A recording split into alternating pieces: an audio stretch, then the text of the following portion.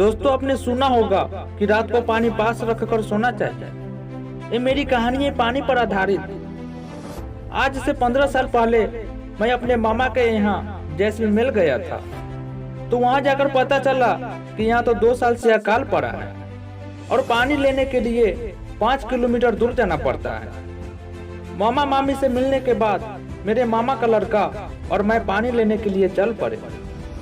रास्ते में पैदल चलते हुए थक गए थे और एक जगह बैठ गया। तब उसने एक किस्सा सुनाया कि पिछले साल पानी की वजह से एक औरत का बच्चा रो रहा था और वह काफी बीमार थे, इसलिए वह पानी मांगने के लिए हमारे गांव आए थे, लेकिन उसको किसी ने पानी नहीं दिया। जब वापस लौट रही थी तो रास्ते में उसको ठाकुर के घर पर पानी दिखा, तो उसने बिना पूछे पानी पीने के लिए कोशिश की।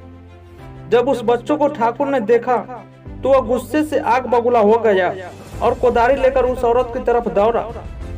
उस औरत ने भागने की कोशिश की, लेकिन वह गिर गई।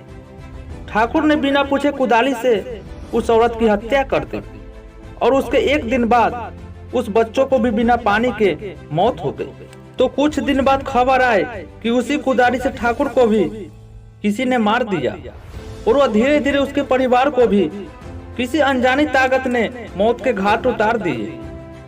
तो यह किस्सा सुनने के बाद दोनों पानी लेकर वापस गांव की तरफ लौटने लगे।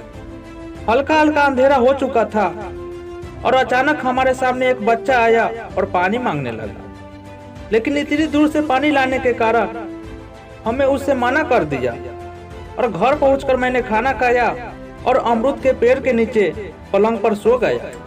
और अचानक रात को वही बच्चा सामने आया और पानी मांगने लगा और मैंने ध्यान नहीं दिया और गुस्से से उसे कहा कि चले जाओ। और मेरे सामने वो औरत दिखाई दी और अचानक मैं उठ गया और देखा वहाँ कोई नहीं था।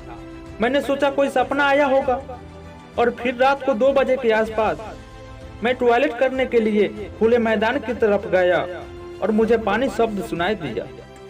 मैंने सोचा मामी होगी। फिर मैं वापस पलंग की तरफ लौट ही रहा था कि अचानक फिर पानी शब्द सुनाई दिया।